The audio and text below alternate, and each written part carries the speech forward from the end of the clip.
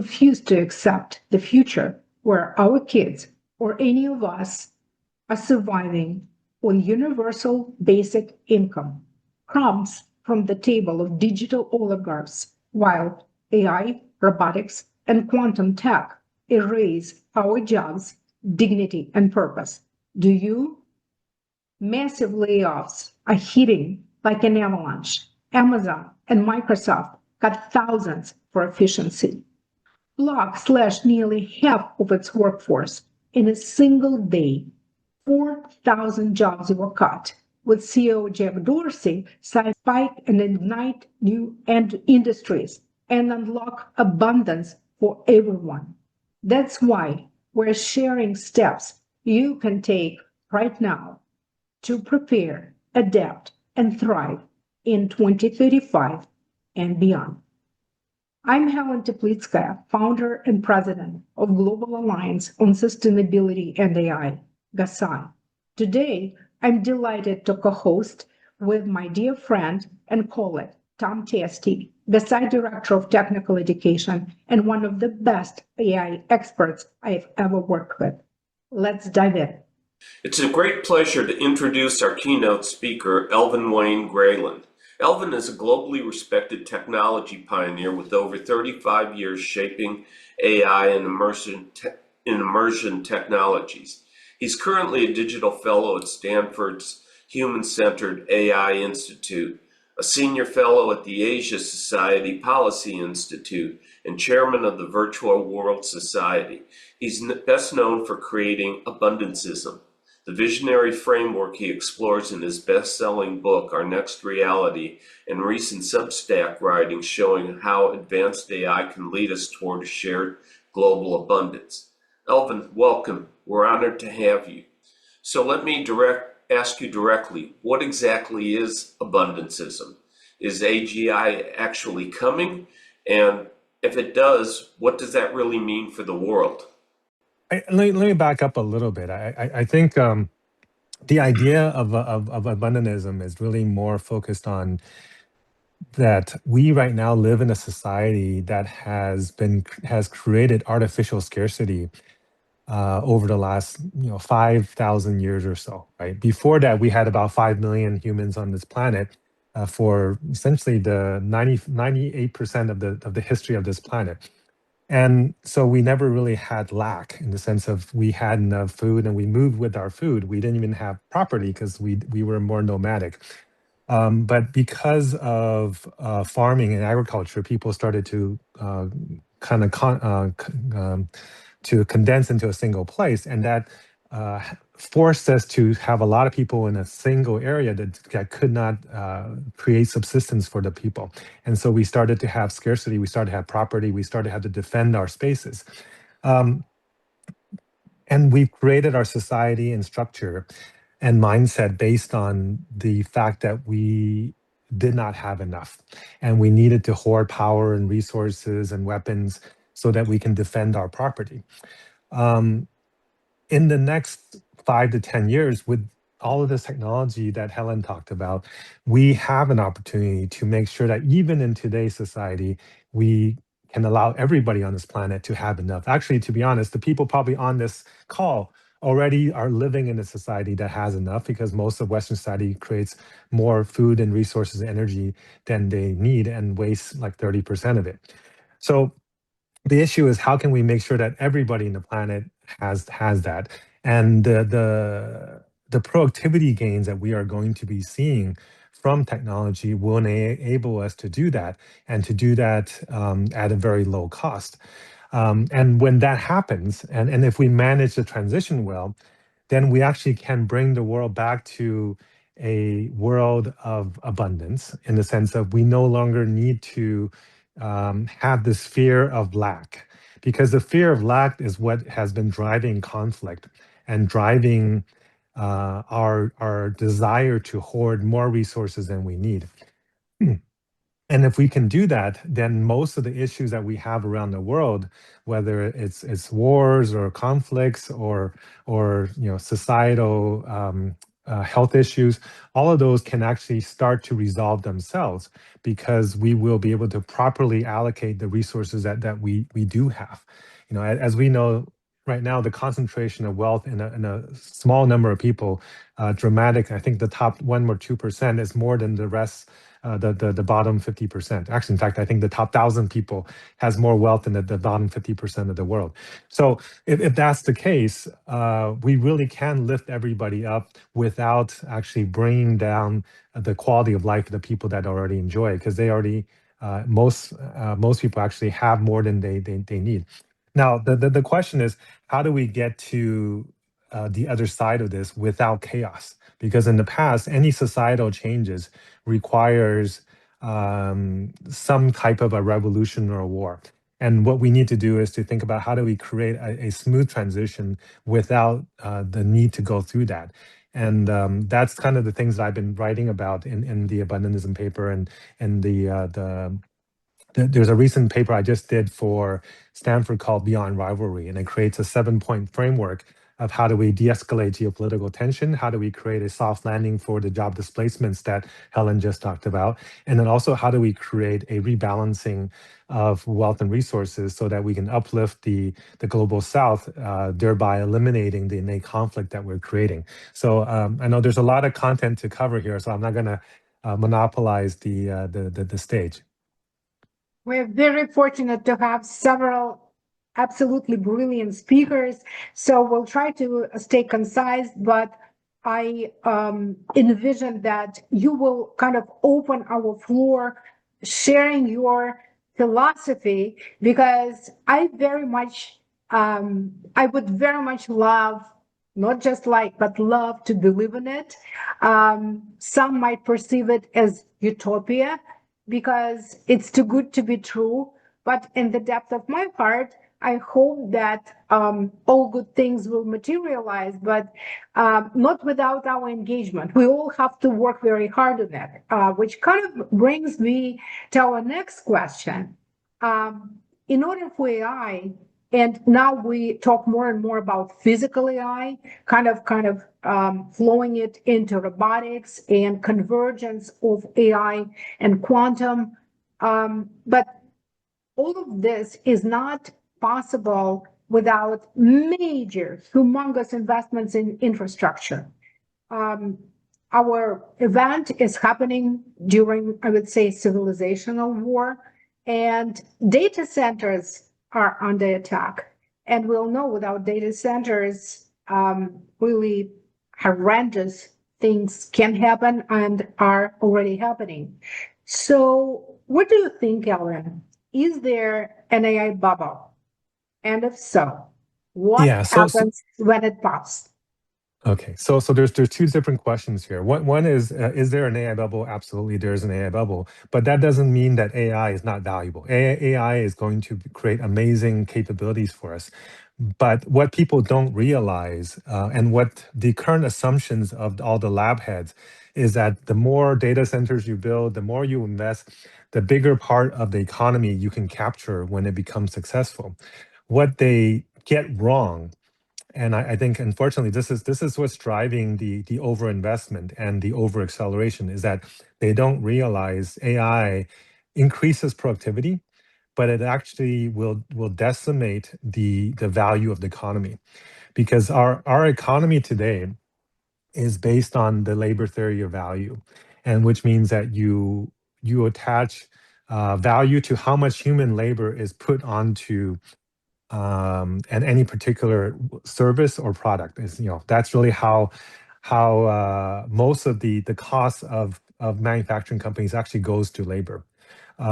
Whereas what will soon happen is that the cost of cognitive labor will go towards the cost of cognitive labor will go towards the cost of energy.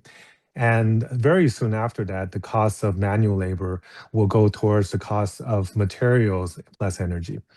And when that happens, essentially the job force will go away. If the job force goes away, the economy, the consumer economy goes away, and if the consumer economy goes away, the entire economy collapses. So we actually will be having a shrinkage over time of the economy, not the sustained growth that we have created. Because in the past, the reason that you have profits is because you have inefficiencies in the market, and so margins come from the ability to extract from inefficiencies. But when you start having AI do all the cognitive labor, there will be less and less inefficiencies. In fact, the problem with AI, it is actually too cheap, and when it is too cheap and too good, it will be chosen immediately over getting a human that works, maybe 2 productive hours a day, and has weekends and has, sick kids and other things that will distract them, right? Whereas these machines will work 24/7 for the cost of electricity, and this is why Jack Dorsey, talked about, he in fact he fired 40% of his workforce, and his company went up 25% 4,000 in value. people, precisely Yeah. 4,000 people in one day. Yeah, and then his stock price went up 25%. So what the market is telling the world right now is that efficiency is more important than people. And it gives the permission for every CEO around the world now to essentially, whenever they realize efficiencies from technology, to immediately prioritize that over protecting a soft landing for the people. So I think that is the issue, is that when the margins go away, the economy shrinks because people will pay less and less for the same service. So it is not going to be a continually growing market. We've been seeing, let's say a 2 to 3% global growth in the economy over the last 30, 40 years. And we think that that will continue forever. And in fact, if you listen to some of the math of the lab leaders, they're saying, oh, we may be spending 2 or 3 trillion over the next 2 years, but what will happen is that, the global economy is worth $110 trillion. If we spend 2 to 3 trillion dollars and we can capture all the white collar labor, that means we can capture 40 to 50 billion dollars. And that's, a 10x increase return on our investments, which may make sense if the world stayed the same. But what they don't realize is that by capturing that value, you decimate the entire workforce, and the economy collapses, and trade collapses. And in fact, that collapse of the economy will force reactions of the government to respond by trying to find ways to get people employed. And the fastest way to do that is to create wars and to draft people, because that's how you get tens of millions of people quickly employed doing something, and then We are making more. witnessing it as you speak. And we are seeing this playing out today, right? So this I don't know. I don't think this particular war is because of that issue, because the impact of that still hasn't been felt yet. But we will, the ease of how this war got started will be 10x of that, when the forces of of hundreds of thousands or millions of people on the streets, living on the street because they can't afford homes, will force that action to be even faster in the future. So there definitely is a bubble for multiple reasons. Yeah. Tom will ask the next question, but I wanted just to very quickly comment on what you just said about the employment during and after the war. I can't agree with you more that it's not visible right now that the war started because of employment. But if we extrapolate, there are many reasons why this war started. Let's not go into it, but I can tell you that other wars, for example, the war, the special operation between, say, of Russia in Ukraine, which they continue calling operation versus the war. Who knows what's going to happen when maybe thousands of criminals who actually were drafted voluntarily, they went to war from prisons. They could either stay in prison and go and fight in the war, and many of them chose the war. So what will happen once the war is over? And they all return in the streets, and it's a pretty typical situation, I would say, because people become so much hardened during the war. So the issue of employment and them reintegrating into society is really critically important for what's going to happen. We are kind of on a very tight schedule. Tom, please go ahead. The next question I know is going to be really fascinating. Yeah, who wins the AI race, and should there Mhm. even be a race? This is actually one of the most important questions right now, because it is the race condition that is creating this lack of rationality in the world. And in fact, next week I'm going to DC, and I am doing a closed door talk with some of the folks in the Senate specifically for this issue. Right. And here's the thing that I think most people don't understand is that when they use the word race, people think of like the Olympics. You're running a 100-yard dash. There's going to be one winner, and everybody else loses, right? And there's one finish line. What people in policymaking don't understand is that the AI progress is not a single finish line, and there is not a single winner, and the world is not a zero-sum game.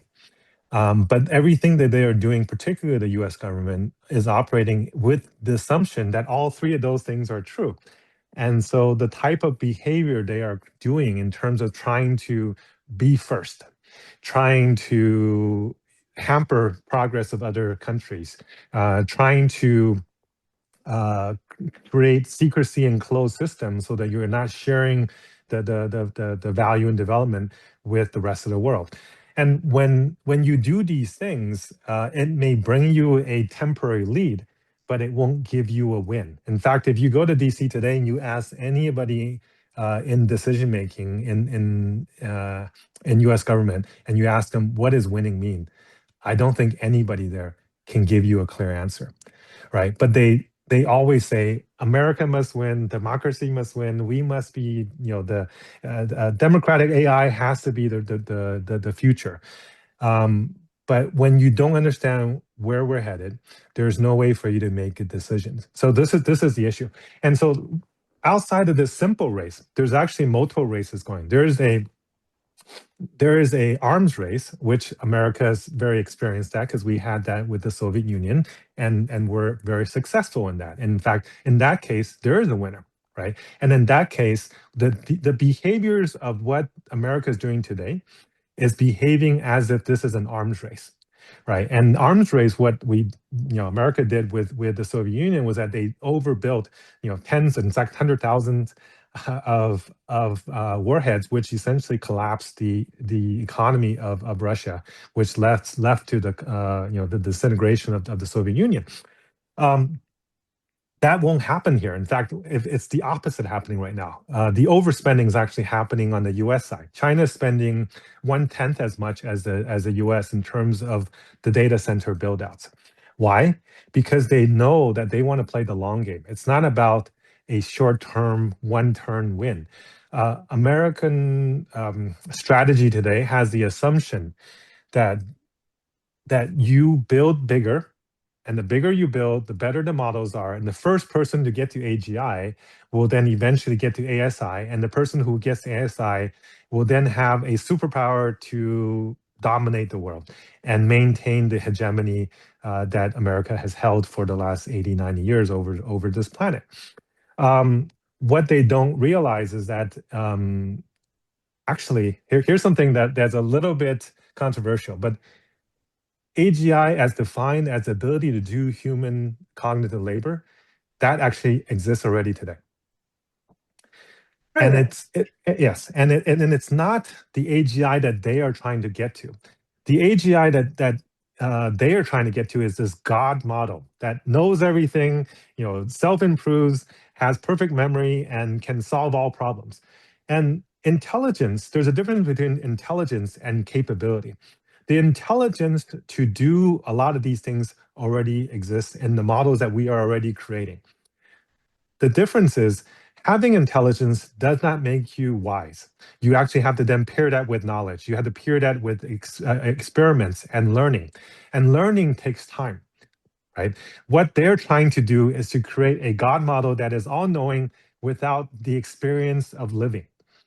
And living takes time. experiments take time. So the fact that they're trying to get to this God model in one shot, and then using this God model to answer everything, and then to essentially destroy everybody else's models and everybody else's financial systems, which is actually the strategy. It's a very ill-informed and naive view of the world. The reality is that today's AI, with a good agent scaffolding, with the ability to use tools, can already today replace 60 to 80 to 90% of cognitive labor, period. So when you define AGI as the ability to replace human white-collar workers, that technology exists today. Well, I Okay. think we might So, want to organize a special event to discuss just this, because yeah. it's really kind of a cornerstone and probably the most important question and dilemma right now about this race. You wanted to Yeah. say something So, else. so I'm actually, sorry yeah, for I want interrupting to, you, but we yeah, just, yeah. I want to expand on what I mean by this. So I just, like I said, I just spent the last 6 months working on this paper for Stanford, specifically about enterprise AI and deployment. And what one of the key conclusions is commodities don't matter. The reason of why projects fail is not because of the technology. It's not because the technology is not good enough. It is almost always because of the friction of human organizations, the culture, the ability to fail and survive, the ability to have support from a senior executive that will continue working on it. The ability for people not to be afraid of implementing something and losing their job, et cetera, right? And none of that is technology related.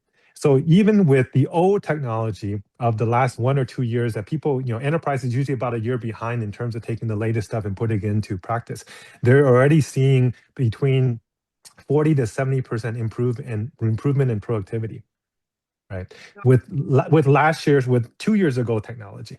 So what's happened over the last 2 months is these agents have gone up an order of magnitude in terms of capabilities, right? So what those type of productivity that we just talked about is going to go up, I won't say an order of magnitude, but it will go up, probably multi-fold over the next 6 months to 12 months At as the people same start to, time, where at times I'm pretty sure that among our participants, and please raise your hands, who has not experienced deepest frustration with the agents when we are calling medical offices, when we are calling banks, no matter what we do. Alvin, I'm sorry, but I do want to yes. I do want to emphasize the experience in customer service agents versus when I'm talking about agents, they're actually doing different. They're different levels of technology. We Yeah, understand. We yeah, understand. But as of now, I want to respectfully kind of put it on the table that even the basics of agents representing companies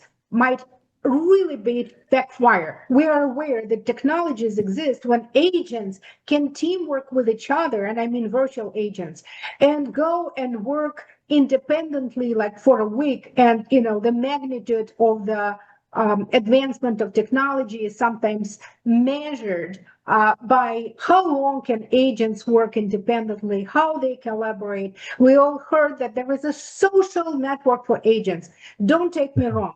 I'm not against the agents. However, I personally now choose, whenever I can, the service providers where I can actually get to a human, at least eventually, where these agents don't elevate my blood pressure so that the scale of the manometer kind of goes up. Because what I observe with the most basic things right now is really, really, I would say, immensely, I'm trying to stay polite here. I would rather use a very, very strong word.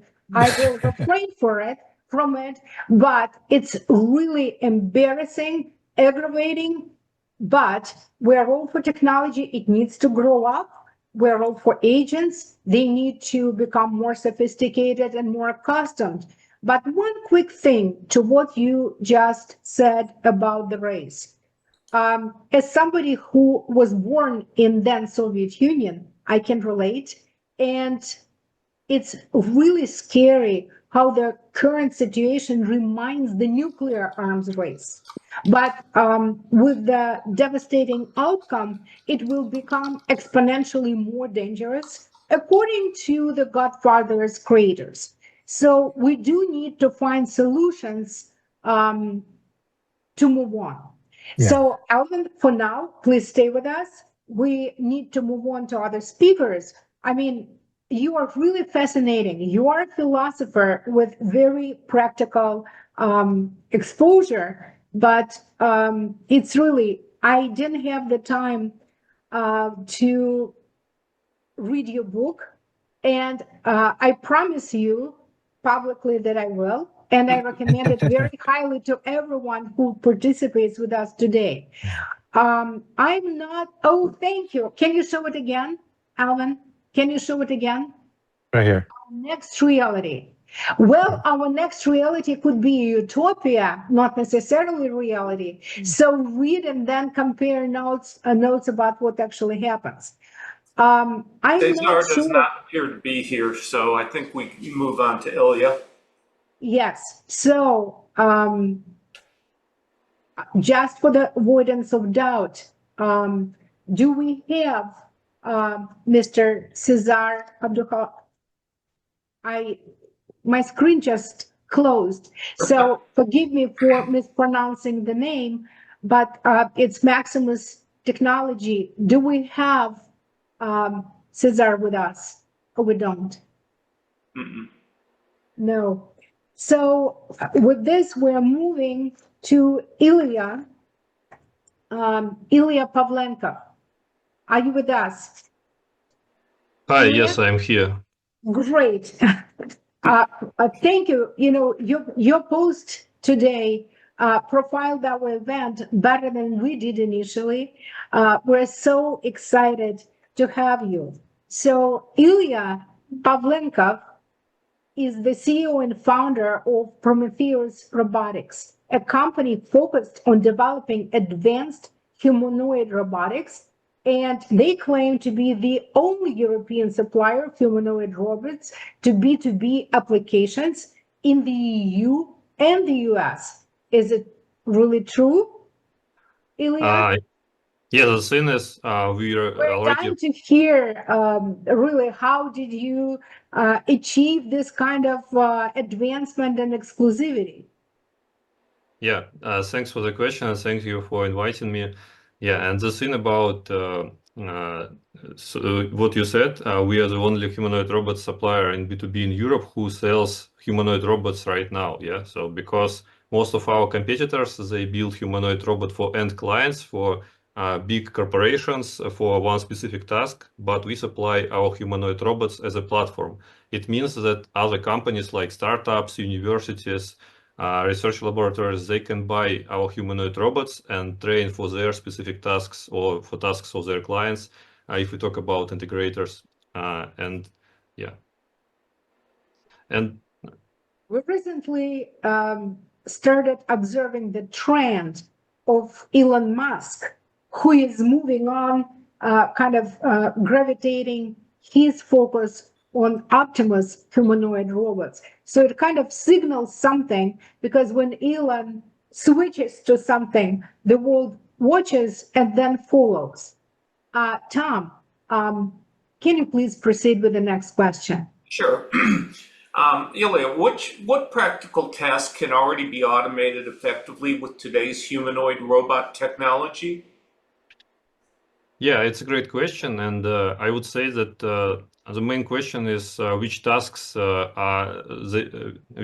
have small variability and high repetitiveness. So, for example, if we talk about let's say picking parts, it's a highly automated task which we can automate now. So, for example, when robot picks something and put it somewhere, it's not very difficult task. But if we talk about, let's say, assembling some devices, when it's necessary to connect a display to wires and things like that, when a lot of like fine motor skills are required, then it's a kind of a tricky thing for now. So I would say it's like for a little bit later. when technologies will be a little bit more advanced, especially manipulators, because right now most of manipulators, if you talk about five-finger hands, they don't have tactile sensors, and it's one of the problems, and also degrees of freedom. Yeah. So at the moment, we kind of have, at least I personally do, kind of controversial feeling about robots. I attended the GITEX in Dubai in October, and I didn't work with the robots. I played with them. It was a lot of fun. Some of them were like humanoids. Some of them were like dogs. And it was a dual feeling when it felt scary, I'll be honest with you. And at the same time, it felt so exciting because I could sense, I could see the future. So, what are the primary technical bottlenecks that continue to limit scaling? Because as of now, we mostly see robots at the exhibits like GITEX or some very primitive ones which are delivering food. I saw some in Florida, this robots on wheels delivering food, and I feel so bad for the couriers which have lost their jobs, maybe by thousands right now, and I have no idea what these people can do right now if they don't have the skills. So what are the bottlenecks? What limits scaling in the current landscape? And if you could also interject, I understood from our conversation that modularity is essential for accelerating. So maybe you can inject a couple of words about modularity in the answer of your question. Yeah, I would say if we talk about what prevents this technology from scaling is that right now we have a lot of great minds who know how to deal with AI in Europe and in the US. But the problem is that there is no hardware. They can't buy humanoid robots to train their models to solve their tasks. They can do it if they buy robots from China. But the thing is, most of companies, they're afraid of Chinese robots because of situations that already happened with remote control, with stealing information and things like that. So if we talk about Europe and the US, one of suppliers where you can buy a robot right now, it's Boston Dynamics, but the robots, they cost from $200,000 to $300,000, and it's a big amount of money, and not all companies, startups or universities can afford it, and that's why, for example, we provide our robots much cheaper, starting from $18,000, 1818, so it's very small, yeah. And we are solving this bottleneck. Yeah, we are helping the market. So other companies who build AI, they just buy our robots like this, and they train their AI on our robots and solve their tasks. So this is the thing. And another important reason, for example, if we talk about Boston Dynamics, multiple our clients, they try to buy their robots, but the thing is, they are not flexible at all. So they have a roadmap and they strictly follow this roadmap. We do the opposite way. So basically, we are very flexible and we help our clients to adapt our robots to their tasks. So these are important things in this market. There is no enough robots which can be bought at affordable price, and companies just don't have anything where to buy it and train their AI. Yeah. How can we make humanoid robots truly accessible to system integrators, developers, and even smaller players rather than reserving them for large corporations alone? Yeah, so to make it available to many other companies which are much smaller sizes than if we talk about corporations, so we need to provide platform with SDK which will allow them to adapt these robots to their specific tasks and make it modular. So if we talk about different case scenarios, for example, on plants, they have a flat floor, and a wheeled base may be a good way for them to use these humanoid robots because they will be able to navigate everywhere. But if we talk about some another scenario, like let's say there are plants or warehouses with narrow spaces, then wheelbase might not fit in these narrow spaces, then legged version is better. And another important thing is that, for example, sometimes it's necessary to get something from a rack which is deep inside, and when we do it, we change our center of mass. And in this case, wheelbase need to be very huge to support the center of mass. So that's why legged version is better for this case. And all of these options, all of these ways which I described, it's different modules. Yeah. So if we talk about narrow spaces, it's legs. If we talk about flat floor, it's wheels. And if we talk about tables, it's a tripod, because it's not necessary to go anywhere. And these modules, they what's necessary for the industry, because different tasks, they just need different modules. And this is only about the base of the robot. But if we talk about manipulation, then for some tasks, clever is enough, but for other tasks, five-finger hand is necessary, because much more dexterity is required. So yeah, and these are the separate modules which necessary to the industry. Yeah. Well, thank you so much. Please stay with us, because in the end, we'll have the final round of questions going. Do we have Nureldin Mohammed with us? Nureldin? He texted me that he is with us. I don't know. Yeah, I see him there.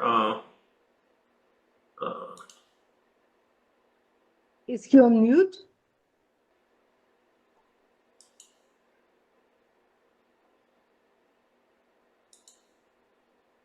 I know that Nureldin was in. Yeah, I see him here. I'm calling him. You gotta love live.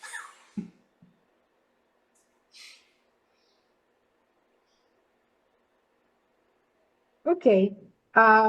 If Nureldin surfaces, we'll have him join us later. I was really excited to have him, because yesterday, when I thought that our speakers are representing pretty much all continents, and I was thinking, well, how about Africa? And I realized that Nureldin is from South Africa. He is the Harvard student, and he already founded the company, the robotics company, Lupa Robotics, that specializes in dexterity. I hope that Nureldin ends up joining us, but in the interim, we're moving on, and we're starting a chapter on my new favorite subject, which is quantum. And we have Dr. Keeper Lynn Sharkey. Keeper, are you with us? I sure am. Oh, yes.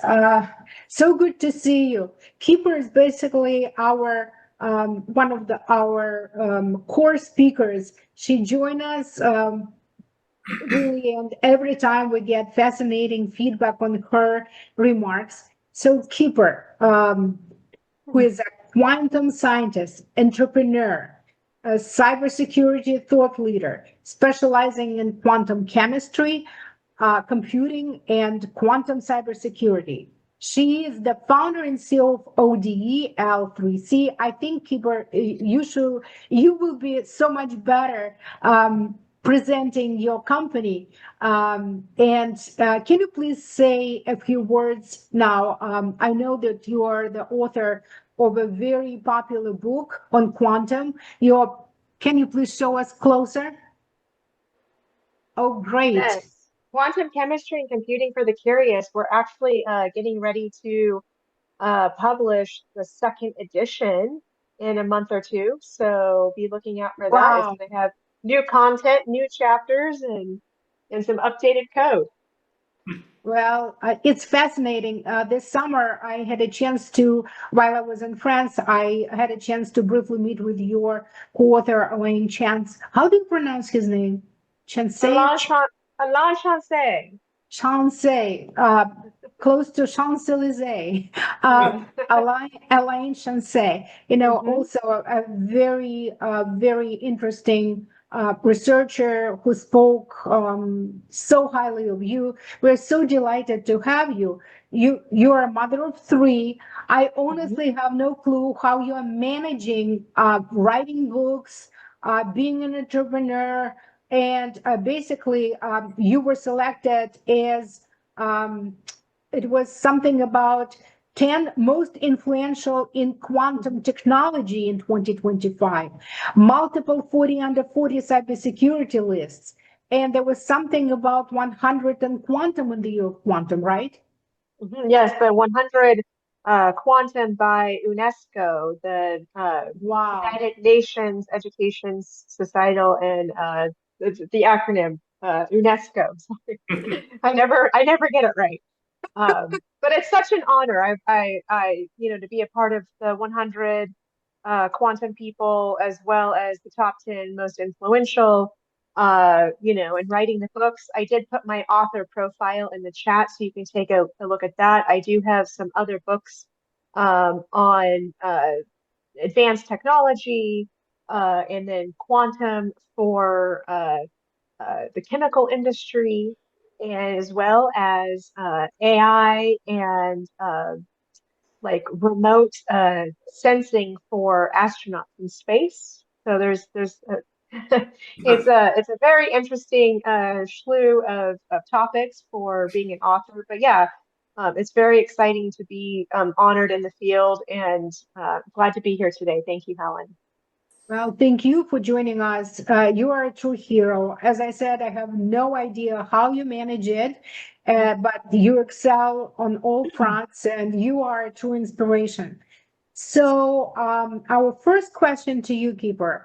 So, what domains will be affected by AI most? Where shall we watch for it? So I think that AI is going to impact cybersecurity quite significantly, especially when it comes to algorithms and cracking ciphers. And we need to be coming up with new cybersecurity algorithms in order to protect against the advent of AI. Although that's sort of a double-edged sword right now, because I don't think, and it is my personal opinion, and I have a very strong opinion about this, that AI will never be able to perform mathematics. It can do language, and we can precisely train robots and everything, but have it sit down and solve a mathematical problem that's never been solved before. Don't think it's going to happen. Um, and I have some experience with this specifically around the large language models, trying to get it to come up with some kind of new answer or new code, new mathematical tool. And it always falls back on what it's learned. So if the AI tools have learned incorrect knowledge, it will base its concepts and its ideas and its current thinking based on those incorrect concepts, and it will not be able to advance or think outside of that box. So I'm kind of at a different opinion compared to some of the people on the call today and what some of the other presenters have brought up. Yes, AI could potentially replace humans. Is it more effective potentially in terms of productivity? But will it actually create something that's more robust or new and different? I don't think it has the creativity that humans do. And, to specifically point out, one of the other speakers was talking about sort of the human element, and that, human emotions get in the way and teams, will start to fall apart.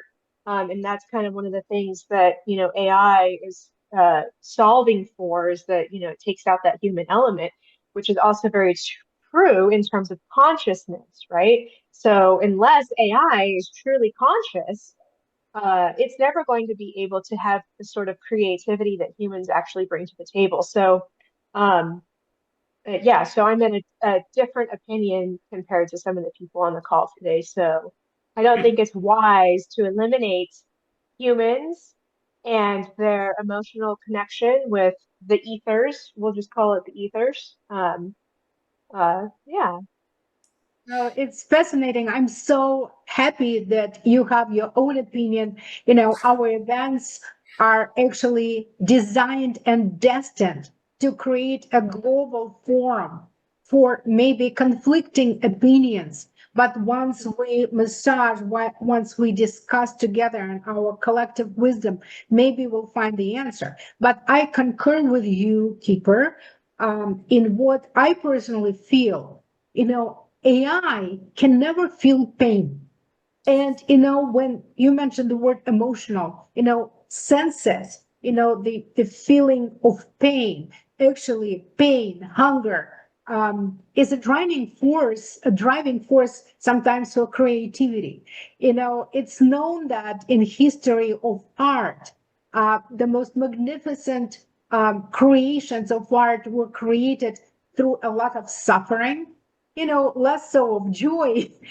So I don't know if AI can ever be truly emotionally intelligent as humans can be. Maybe at times it's even for good. There will be no hysterical reactions. AI will always be patient. However, Well, I think that really, to discuss just that. well, I think that comes down to, what's driving biological systems. Biological systems are very robotic in a lot of ways, and it comes down to chemical robotics. And how do we understand what is the chemistry of biological systems? How can we replicate that in computational systems? And very specifically, we do not understand all of the dimensions of quantum mechanics that actually take effect in these in what drives, humans, right? So, and I just recently did a podcast a week or two ago about health and what is the quantum nucleus. So you can look that up now. But in essence, there is a lot to still be learned when it comes to quantum effects, specifically regarding the way biological systems are actually operating, and how are we going to be introducing that into computational systems, and leveraging that in AI, and specifically even the sort of like humanoid robots that we just heard about, right? So can we actually implement that biological system in those humanoid robots? That may be the key to actually getting them to have feeling too, right? The consciousness behind quantum. Yeah, what industry do you find most interesting for quantum computing and AI? Well, this is a very good question. Of course, I think chemistry is the most interesting industry, right? So there's a lot of chemical processes that we as humans rely on for food production. Specifically, one particular process is the ammonia, creation of ammonia, the Haber-Bosch process. And being able to create ammonia at a large scale is very important, one for fertilizers, for farming, but it also goes into household cleaners and so on and so forth. It's also in explosives. So back to the arms race, right? So being able to create efficient ammonia is very important. But that also comes down to quantum effects. How are we understanding the quantum effects behind reactions, and how are we modeling that with quantum computing? And then how are we also using that in factories with AI agents to make decisions, to enhance those processes live, to make a more efficient chemical reaction take place, right? So there's many elements that this topic actually touches on the chemical industry. Keeper, with your permission, we'll reserve the last question for the end of the event, because it will be. Can you stay with us for another like half an hour? Yeah, about a half an hour, and then I have to drop off for a meeting with Alon about the book. Oh, well, maybe Elaine will forgive us if you stay for another 10 minutes, because Sure. we want to have like last round of questions that will have the generational impact. And this is not an exaggeration. So, Dr. Selma Dunder-Kirk. Selma, are you with us? Hi, thank you. Yes. So happy you were able to join us. So Selma Coecke is a distinguished psychologist and education scientist, a fellow of the British Psychological Society. She is affiliated with the King's College of London, their Center for Educational Neuroscience, and Oxford Brookes University, where she is a research fellow. She leads pioneering experiments on quantum pictorialism, collaborating with Bob Cook, who was our speaker, I recall, in February, and who even performed on quantum guitar. We had a special segment on Bob's performance, which to me is still fascinating.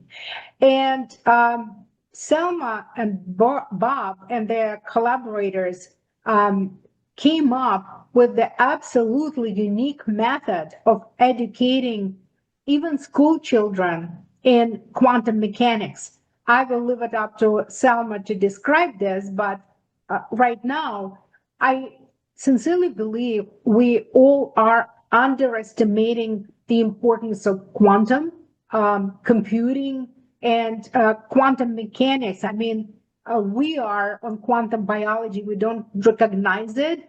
But speaking of quantum computing, even relating back to cybersecurity, which Keeper just mentioned, what will happen on post-quantum day when not just good actors, but criminals will have access to decryption using quantum encryption mechanism. And criminals are collecting, are harvesting data now as we speak. So I don't really believe that anybody is seriously ready. There are very few exceptions. But educating people about quantum and starting from our children, Selma, floor is yours, and we have a first question for you. What is the aim of the Neuroscience, the name of your company? Yes, neuroscience and also Renaissance is a combination of neuroscience. So it refers to cognitive awakening. So at Neuroscience, we basically focus on one big target, helping people navigate the emerging cognition economy. I call this cognition economy. This is a kind of new world order in which biological and artificial intelligence systems evolve, each at their own pace. Of course, we can discuss this later maybe. In this environment, intelligence itself is a key driver of innovation, and we focus on how these forms of intelligence can be integrated to prepare individuals and societies for the future. Well, you feel this so fascinating. I recently posted on neuromorphing computing. I mean, we really don't pay enough attention to what I would say God gave us, and all the creativity that we were granted at birth. So, but this is again a subject for the different event. Tom, do you have a question for Selma? Yeah, how do you actually prepare for the next generation for what's coming? With your kind permission, can we please skip this question, because this is going to be our final round for the next generations. Can you please How jump to the next one? How does a pictorial approach in best-selling book like Quantum in Pictures, co-authored by quantum pioneers Bob Cook and Stefano, help democratize quantum education by making advanced concepts? Can you please show the picture? I mean, the cover of the book one more time. I ordered it on Amazon and gave it to several adults and children as gifts last year. I even have a picture of my granddaughters holding the book at the Christmas tree last year. Not this year, last year. I find it fascinating. Thank you Yeah, very much. Yes, quantum in pictures is one excellent example. Thanks, don't Bob. see the full thing.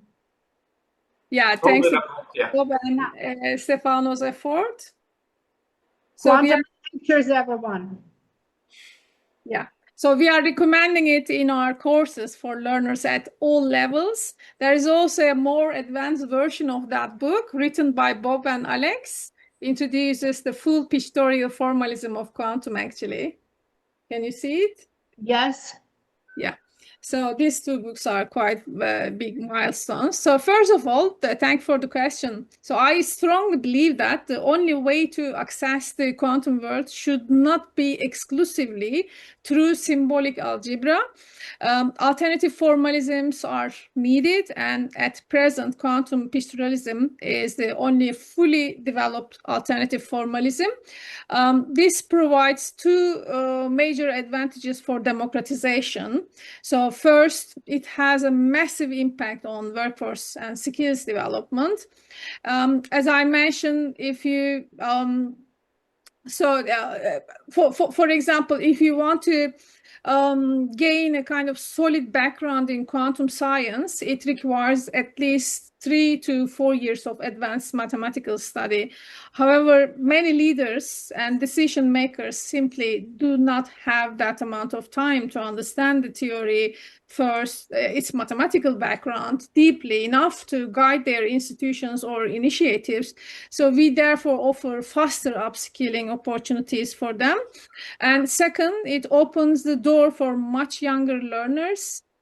With this pictorial approach, students can begin developing understanding as early as age 15. Since I'm a developmental cognitive scientist, age-appropriate learning is central to my work. So my claim about the suitability of this age group is supported by empirical evidence from our first experiment, which was initially funded by University of Oxford Quantinuum and IBM Quantum. So this experiment showed that after 8 weeks of training, the majority of high school students were able to solve complex quantum problems that are traditionally taught at Oxford undergrad level, despite the fact that the training was conducted online and under several disadvantages. The failure rate was quite small. So this suggests that the material falls within the zone of proximal development for high school learners, despite the fact that we cannot control individual differences and abilities. So because we choose students randomly from without asking any of their learning styles or abilities, etc. So why this matters is that around the world, quantum information science education is largely concentrated in elite universities. Many universities simply cannot offer these courses properly. This creates a kind of significant problem as quantum technologies will continue shape the future. The gap between those who have access to quantum education and those who do not have continues to widen.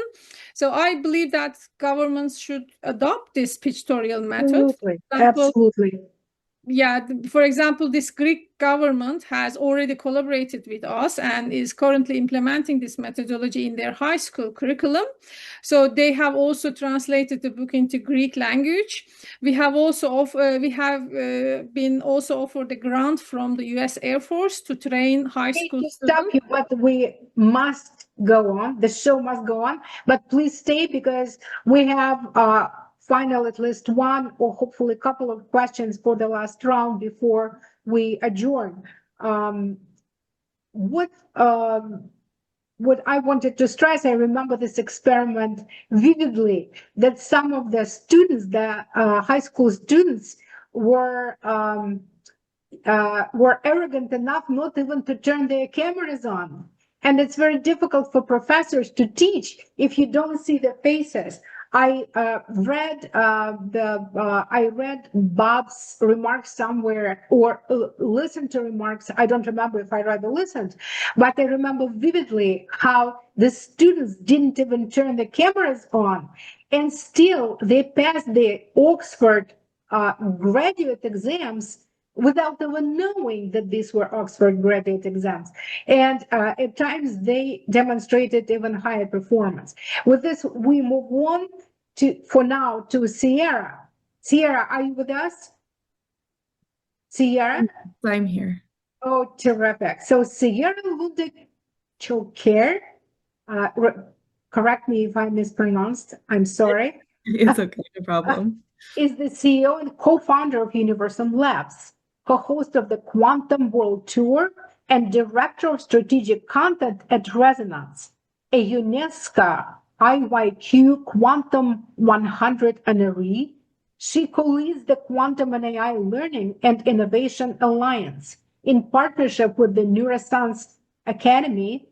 We just heard from Selma. And she's affiliated with the University of Colorado Boulder, United States, where she champions accessible education and community-driven innovation in quantum and AI technologies. And I have to, share actually my frustrations because a little over a year ago, when I was asked to contribute an article on cybersecurity, and I had a piece there where I talked about the convergence of quantum and AI for cybersecurity. And the editor actually deleted this paragraph from my article, stating that, well, it remains to be seen. And look what time does. Right now, who would have any doubts about the possibility of convergence? I would rather even say inevitability of this convergence. So our first question to you, Yara, is AI systems are increasingly capable of autonomous decision making. And, it's particularly, I would say, scary or relevant, whatever word you choose, during the war and all the defense applications, and autonomous weapons, which personally scares the hell out of me. So what specific competences at the individual and institutional level must we urgently develop to avoid passive dependency and remain meaningfully in control? I understand, don't want to depend on some AI decision which still cannot grapple with mathematical problems. And, our survivability, our livelihood depends on this. So what do you think about it? Yeah, that's a good question. So when it comes to the core competencies that we really need to look towards developing, the risk here is not just outsourcing tasks, but when it comes to AI, we can very easily fall into this trap of outsourcing our judgment. And this is the biggest concern. So when we start to outsource judgment, we're ultimately surrendering the muscle that contributes to our ability to decide what matters, what's true enough to act upon, and what we should refuse to do, even if we can do it. So to stay in a place where we use AI as a tool, we need to develop and maintain very specific competencies. And so there's a few that come to mind. The first one for me would definitely be critical thinking as a very daily discipline. So not just being skeptical, but being able to test claims, being able to trace assumptions, those types of things. Second, we really need to create this comfort with abstraction. And this is kind of where quantum comes in for me too. Granted, this is very much about AI, but this is where quantum is also relevant. But these types of frontier technologies really demand comfort with abstraction. So if your mind requires everything to be concrete before it's real, then understanding technologies such as quantum and advanced AI systems will be very challenging. And then third would definitely be systems thinking.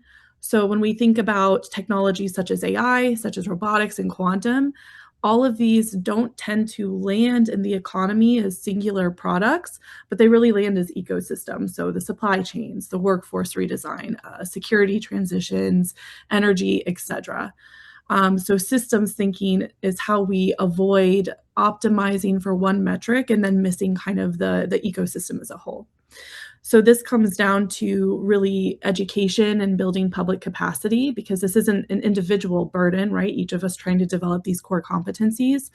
But UNESCO did recently put out AI competency frameworks for both teachers and students that were very explicitly centered around human agency, around ethics, a very human-centered mindset, and the idea of expanding AI learning beyond how to use AI as a tool into values, judgment, and co-creation.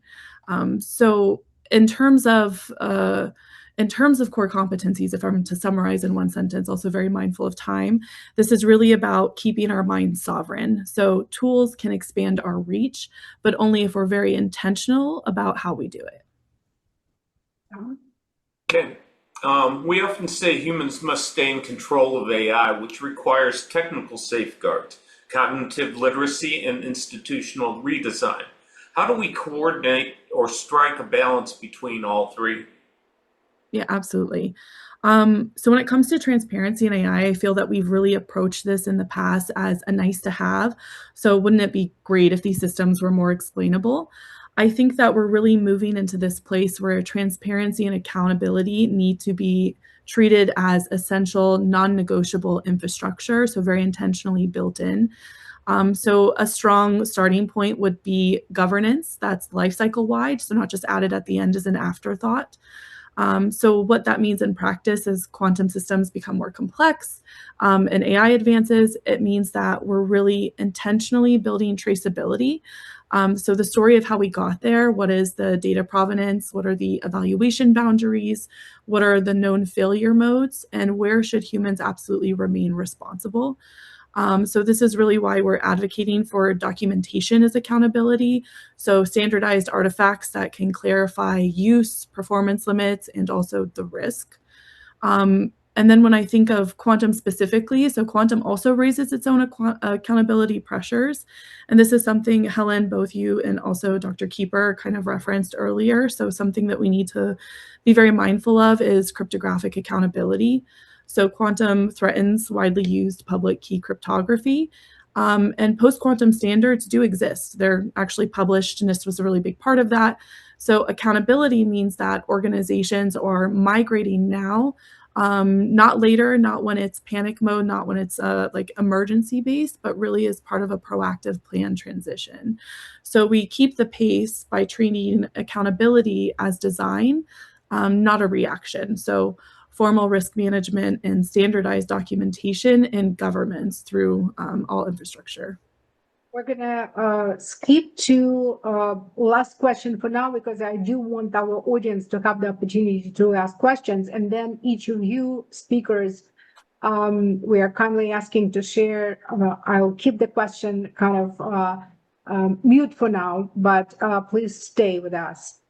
So looking toward 2035, what capabilities, and I mean technological, institutional, or cognitive, will distinguish societies that truly thrive from those that merely adapt to AI and robotics? So what it takes to thrive? Yeah, there's a few things. First and foremost would be, how do we build cognitive ability at scale? So this means not everyone needs to be a quantum physicist. Not everyone needs to be an AI engineer, but everyone should have a basic ability to reason, especially when it comes to how systems shape their lives. So what AI is doing, what robotics are replacing or augmenting, and then of course, any sort of security assumptions that are actively changing. So we really need to think about, how do we build true technological literacy? I also think that thriving societies are those that redesign work intentionally versus letting work be redesigned for them. So when we think about capturing the value from AI and automation, this shouldn't depend so much on automating individual tasks, but how do we very intentionally redesign workflows around people, around agents, around robots, and all of these pieces working together. So really focusing on partnership level architecture. I also think that what is very, very critical is that thriving societies preserve meaning. So the real win for a thriving society is one where tools augment human creativity, they expand human creativity, they deepen community, and they actually open access to discovery versus letting the advancement of technology create these silos of accessibility. So if we look at 2035, the real differentiator wouldn't be societies that have the most advanced models or societies that have the most robots. It would really be a society where education is focused around judgment, where governance is in place, and where we have this culture of understanding where who we as humans, what we're still responsible for, what we're for. I'm getting messages from Nureldin. Nureldin, are you with us? Yes, I'm with you. Can we see your face? Are you on the video?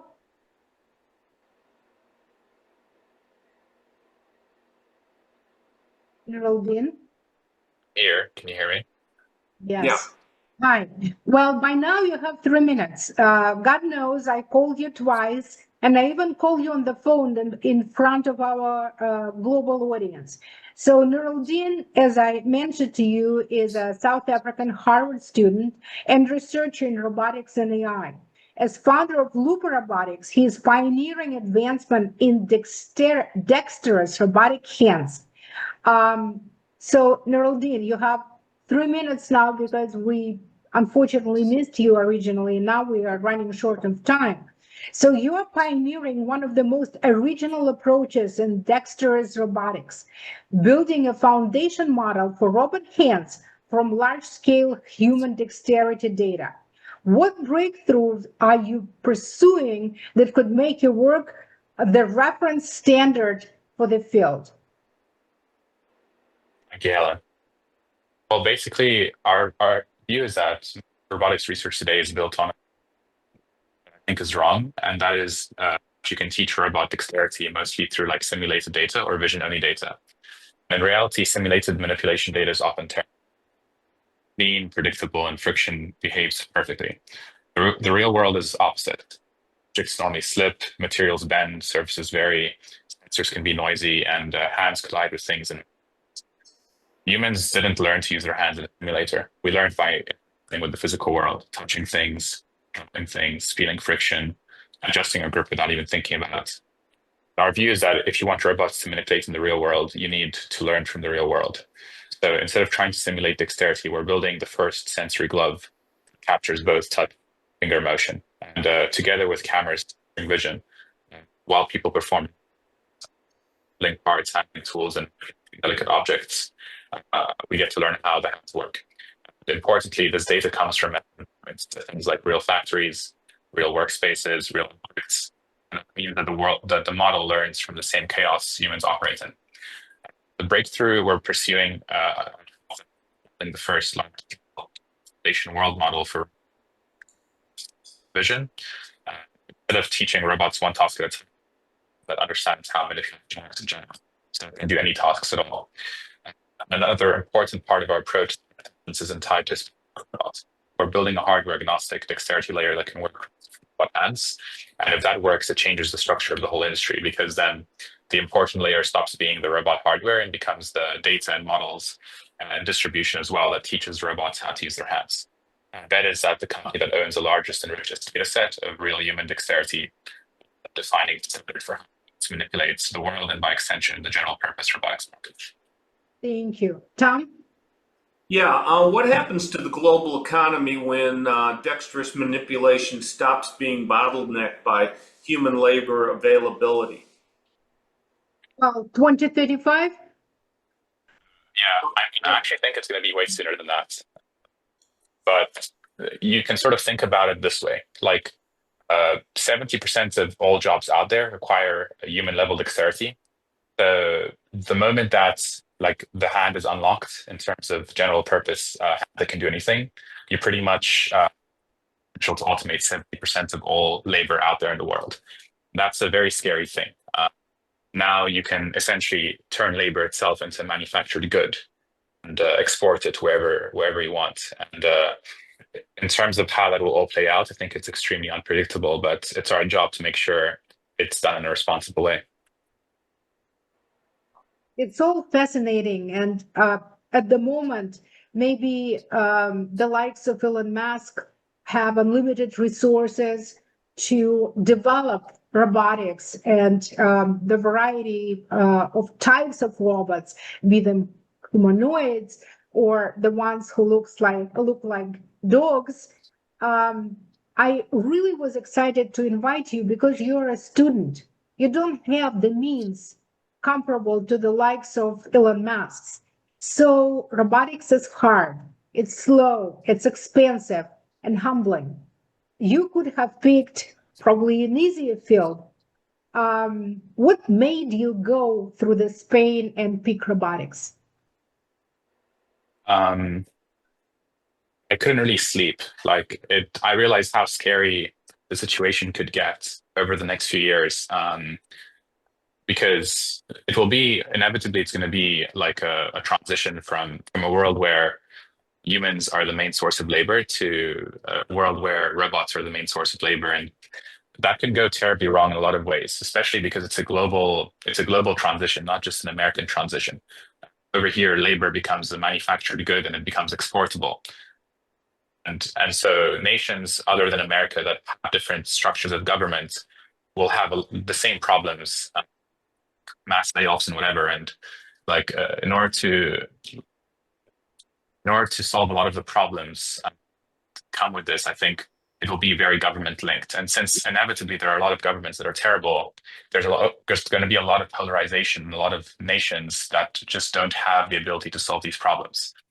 And I think it's going to be up to the companies to try to basically do it in a responsible way, because you can't rely on government to fix this around the world. And I just think there needs to be some sort of anthropic equivalent robotics company out there. So that's what we're trying to become.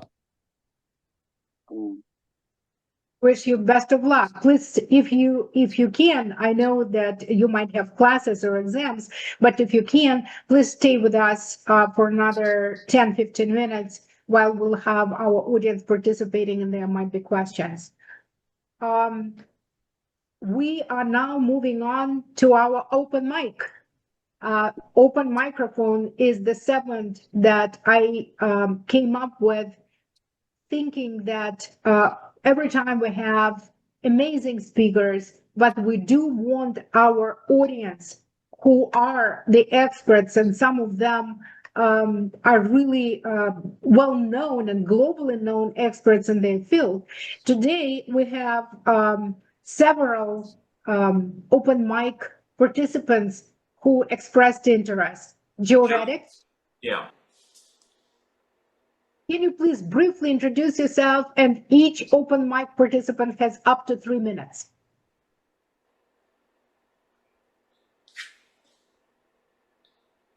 You're muted, Joe. Okay, first of all, a shout out to Dr. Sharkey, my buddy. I've been at this for 60 years, so from punch cards to where we are right now. Now, this quantum AI issue is turning into a policy thing, okay? Just as Anthropic, okay? That's going to change the whole dynamic, because that shifts the conversation to more of a profit motivation kind of thing. Now, how do you offset that? One of the ways I've looked at is awareness, K through 12 program. Where that K through 12 program is important, for example, I'm using Fort Meade, because that whole ecosystem at Fort Meade is designed from K through 12 to engage Homeland Security, which is extremely important. It encompasses Cyber Command, Defense Information Systems Agency, NSA, and all of that. Make a long story short, quantum and AI in the right hands could be extremely, extremely rewarding, but it can also be very damaging. Now, what's going to cause it to go more toward the positive? I think that's going to be the awareness of the younger generation that ultimately end up receiving everything that we put together, either modifying it or keeping it going. Now, one of the things I like about AI and quantum is an optimization capability. It optimizes everything below it. So anything coming from the classical, whether it's sensory-based information coming in and things like that, quantum is the ultimate, in my opinion, the optimizer. Now, how do you look at going forward with quantum? I look at it from exascale supercomputer. In other words, if I'm going to go classical, I'm going to go high end. then I'm going to marry those two together and build a cohesive system with those high-end type systems together. The reason why I looked at it like that is because to me, AI is visualization, simulation, and information aggregation. If quantum optimizes all three of those, I think we can move from AGI to a more ASI capability. At least that's what I'm looking at. And over 60 years, it dawned on me that speed and performance, accuracy is going to be really, really important. And humans are very good at that because they're able to adapt to various situations. So I don't think we're going to be going away too soon. Now, some people think that this awareness is not an issue. It is. Some people don't understand what quantum really is. MRI is quantum. Sensors are quantum. Magnetometers and things like that. So quantum has been around a long time. And you got to tell people to make them aware that this is not new. This is an evolution. And an evolution that clearly they want to be a part of. You know as well as I do that the larger corporations are going to be putting and are putting tons of money into it. But the innovation that comes from our individual minds, for example, keeps you in this scenario for like 60 years like me. Okay, so far I haven't seen AI or quantum or the mix have what I call passion, okay? Passion is a human experience. It keeps us evolving past these things that we even come up with and actually help us solve problems from our own creations. So make a long story short, I think we're going to be okay, but I'm betting on K through 12. And after all these years and in the industry, that seems to be the best option because long term, you plant those seeds, you put fertilizer, you water it the right way, chances are it's going to grow into a bigger tree or a bigger plant or whatever. And with that, I'll stop. Thanks. This is brilliant, and it kind of bridges us to what we discussed today about the quantum education. You know, we're not talking about AI education, it's a given, but education and quantum and robotics, I think we're really grossly falling behind. Do we have Andy Wingstrom? Andy? Yes, how are you? Good to see you. Floor is yours, up to 3 minutes.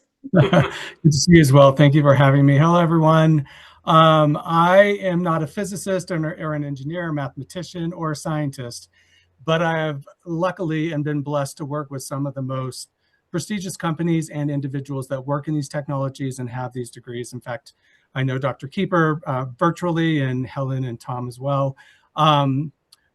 Helen brought up initially during the discussion as we launched this webinar and meeting about concerns about people losing their jobs and jobs being available for people. And I have been on that train for a while. We've heard a lot about larger companies doing mass layoffs, but a lot of reporting coming out. We shouldn't be worried about it. Me personally, I am very concerned about it because this is the way evolution of humanity works, evolution of technology works, and the workforce. And luckily, in Colorado, CU, University of Colorado, Colorado School of Mines, one of the community colleges here, are really focused on already building out quantum AI degree programs and training for junior generation as well as those in college. So we're taking the lead along with University of Chicago and others, but I am luckily in a state where it's becoming an important factor of ensuring that we do train people at an earlier age. And I think that's really important.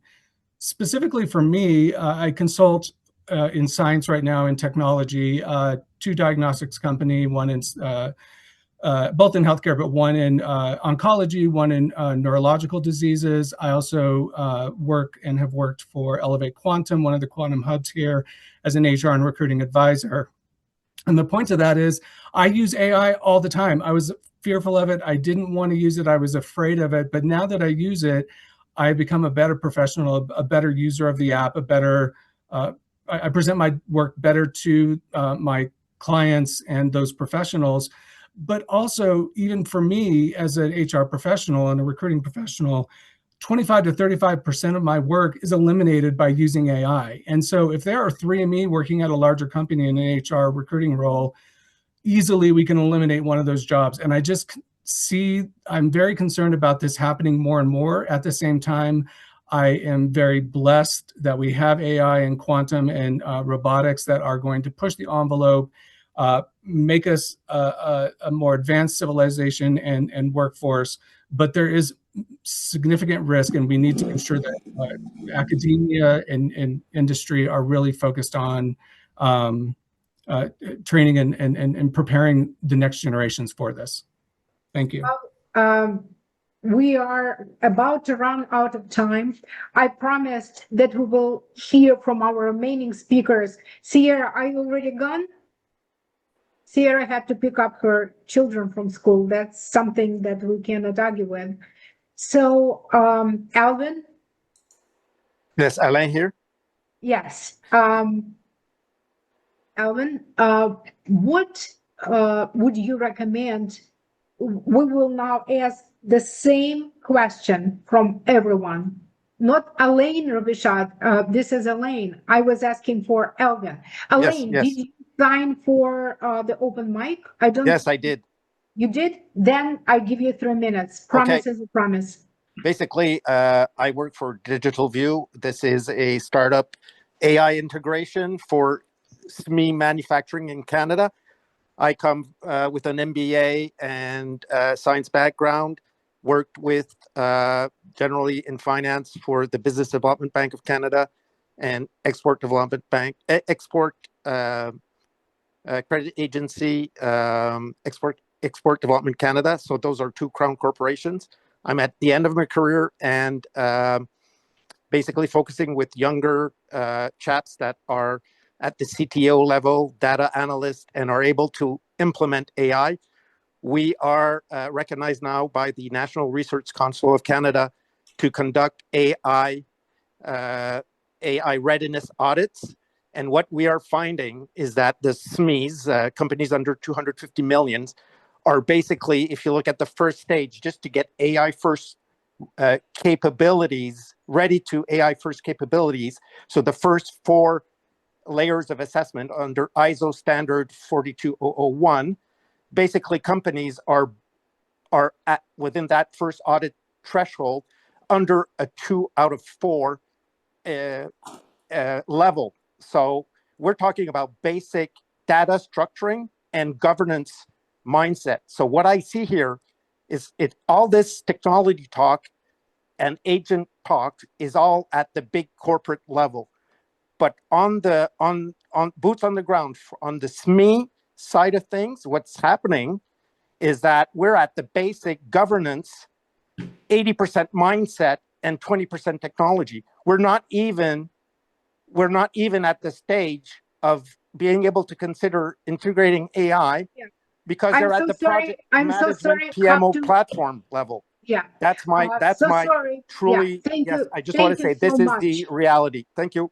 Yeah, thank you. Alex also has a question too. We had Alex signed for open mic a while ago. Alex, go ahead.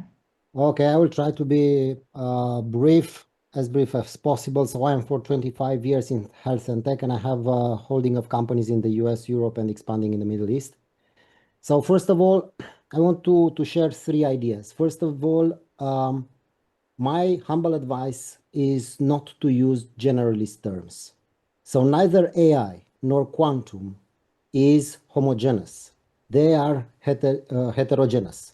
And we need to be very clear and specific when we speak about AI. Is it LLM? Is it a real world model? Is it decentralized AI or swarm AI, as Alvin talks in his book? So we need to be very clear because there is a trick. LLM broke the barrier of language. And the fact that LLM is wrapping everything, sometimes we don't know what is behind. Is it purely LLM, which in my humble opinion is pretty dumb, or is it a very intelligent system behind an LLM wrapper, which makes it even smarter and thinking deeper? The second, and it's similar with quantum.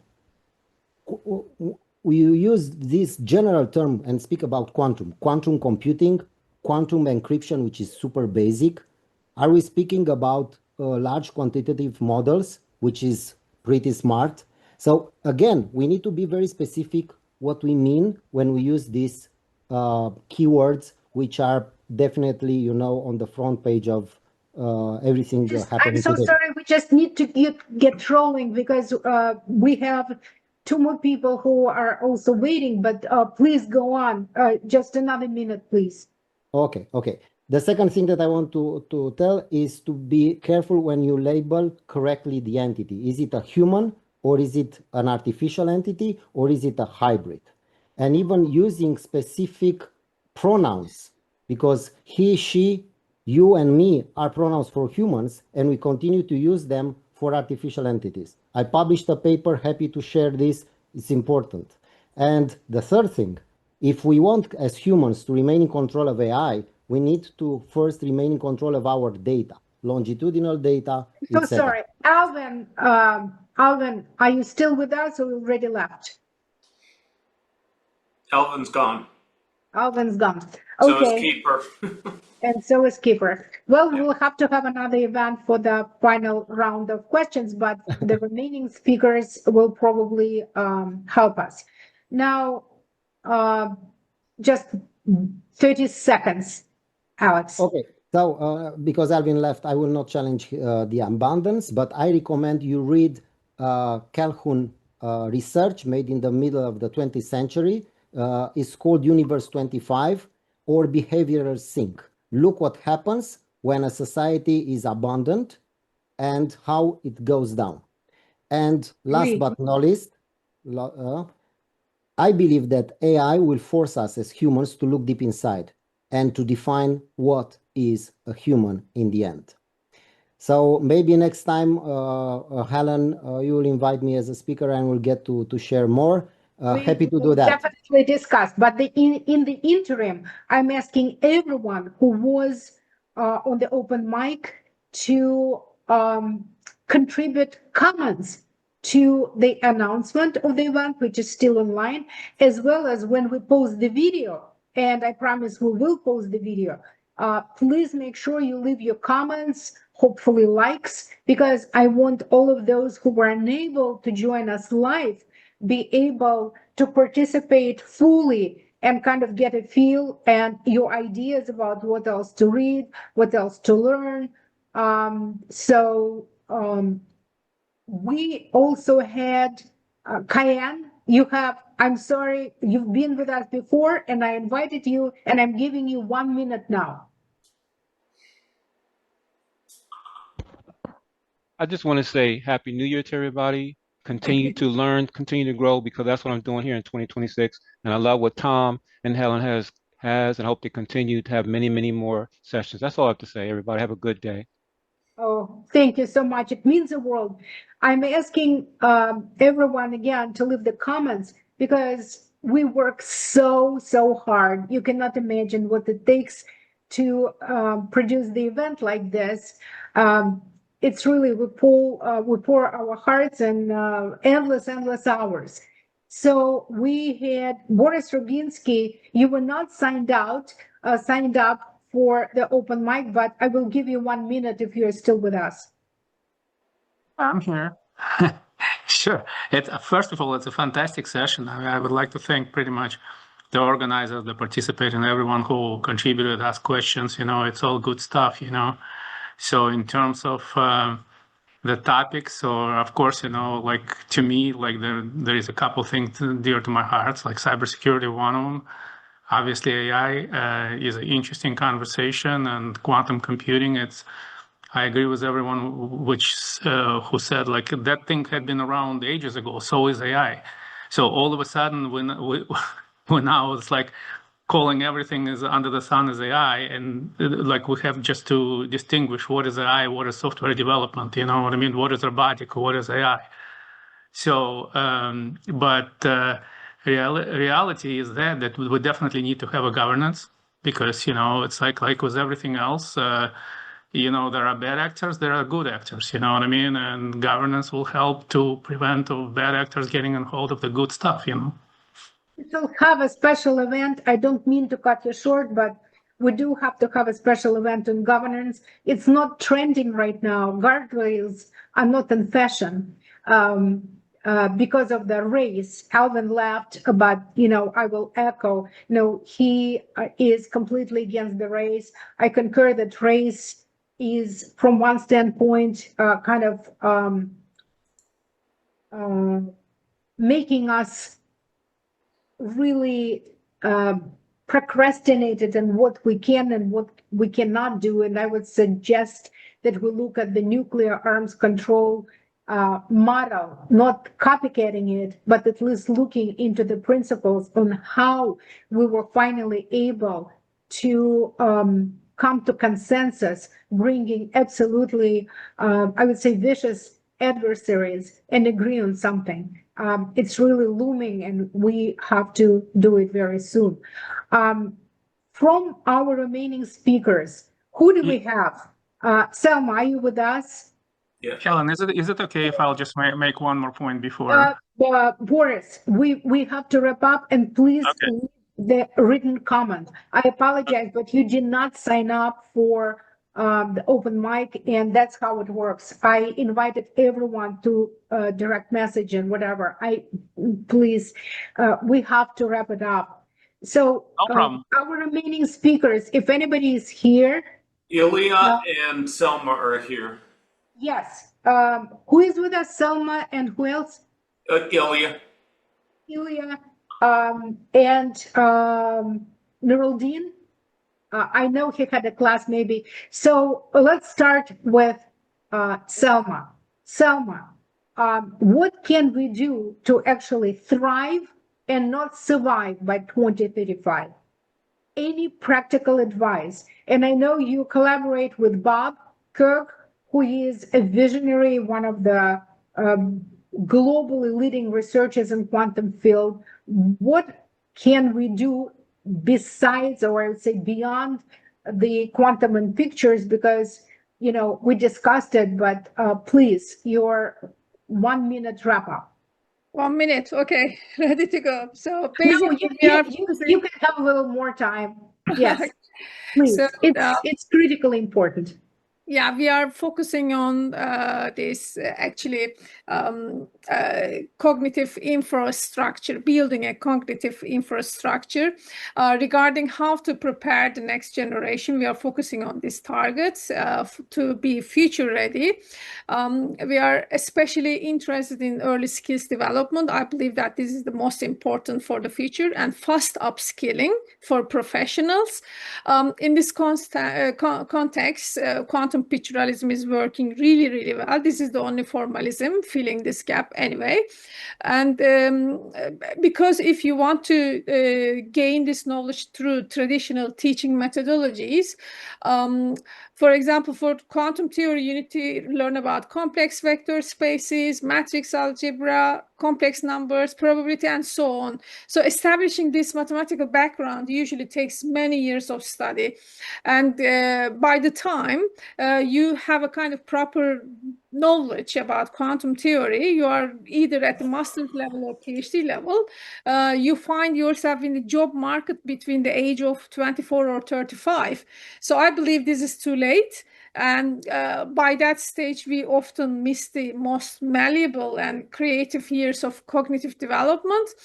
And also people enter in the job market, they have to learn a lot of other skills like industrial tools and technologies rather than the conceptual foundations like Python, Qiskit, or other AI tools. So of course, these quantum technologies and AI, they are living systems that evolve extremely fast, and we have to update our skills all the time. So educational institutions are extremely slow, and pedagogy is far behind of all these changes. AI and quantum are even scary, abstract words for many educational scientists. So this is exactly the gap. There is nobody to teach, not enough experts. So this is the cognitive infrastructures we should focus on, and we should expand our consensus, and we should provide early career development, early skills development, and faster skills development. Thank you. With Thank more you so much. benefits. Yeah. Thank you. And please say hello to Bob. He's a legend. We miss Yes. him here. you. Ilya, Yeah, I'm here. Ilya, final question. What shall we do? Selma covered AI and quantum. How about robotics? What can we do to get ready? I mean, all of us. Okay, I would say that What do we need to do to thrive when robotics will be dominating in the real life, pretty much like AI right now? And I know quantum will reach this level too. Yeah, it's quite a difficult question, but what first comes to my mind is that we need to test each new model, each new release on a different safety behaviors, like how it will behave in different situations. So, there should be a specific set of tests and different dangerous scenarios. And after each new release, we should verify that it's safe. And right now, it's happening inside companies who release these AI models. But if we talk about the government level, maybe it should be some organization which performs these tests, because depending on the company, different tests can be skipped, can be missing, and this is one of the ways how we can control this situation to keep it safe while this AI and humanoid robotics things evolves. So yeah, I would I'll say. simplify the question for you. What would you do to help? Do you have kids? No, not yet. No. Nephews, nieces, Um, friends, no. kids? Yeah, What friends, would you, of course. yes, friends, kids. What would you advise to them? Like Yeah. when your friends are asking you, Ilya, what shall we do to prepare our children for what's coming? Where can they find themselves kind of meaningfully engaged? How can they start getting ready? Yeah, the thing is, I expect that everything will change very fast, and in a few years, maybe 10 years or something like this, we will see these humanoid robots everywhere. I would say even in 6-7 years on streets. And it's even not about our children, it's about us. We will also see it because AI is growing very fast, humanoid robots and other related technologies. But if we talk about the future, like what they should study or where, in which directions they should think, I would say that with this new AI technologies, with these chatbots and things like that, what I can see is we think more abstractively. So we delegate some routine things, routine operations to AI, but we think about general logic, like in which behavior, in which direction we should move. And I would say that probably if we talk about management, strategic thinking, something like this, it's directions which will be automated after everything else is automated. This is how it looks like now. This is how it looks like currently. So probably I would recommend to think in this direction, because if we talk about software engineering, for example, it will be automated soon.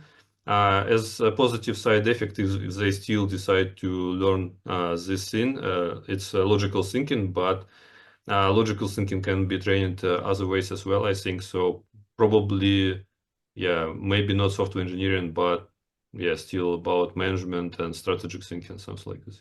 Yeah. Tom, what do you think?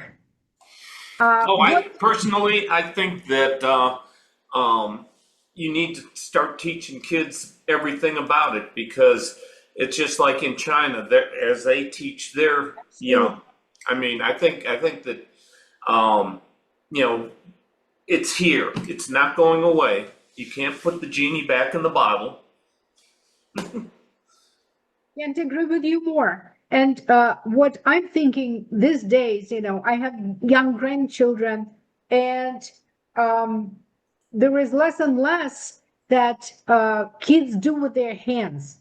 And this tactile, what Nureldin referred to as dexterity, playing with the Lego and actually assembling robots, understanding how AI works, but also doing something with their hands, like being engaged in robotics clubs, since early on to accustom our kids and grandkids and young generation per se with, doing something that they can touch. So, and get accustomed to and not be afraid and really embrace. I really regret that we have to wrap up because, these events are very hard to end because the best of discussion, the liveliest real life part of it comes to the end. But that's why we always have new events, and you're all invited to leave your comments under the announcement about the event, and we will soon have the new announcement about the posting of the event on YouTube. And I'm asking you to please leave your comments, hopefully likes, and of course, repost. I cannot thank you enough, all of our really brilliant speakers, our open mic participants, and our impromptu participants who volunteered to speak, like Boris Roginsky. I'm sorry that we don't have enough time. Maybe we shall start thinking about half-day events or 2-hour events.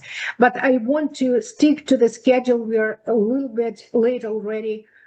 I am really, really excited about what comes next. I hope that we will experience abundance and prosperity that Alvin promised today as a result of the deployment of AI and maybe other technologies.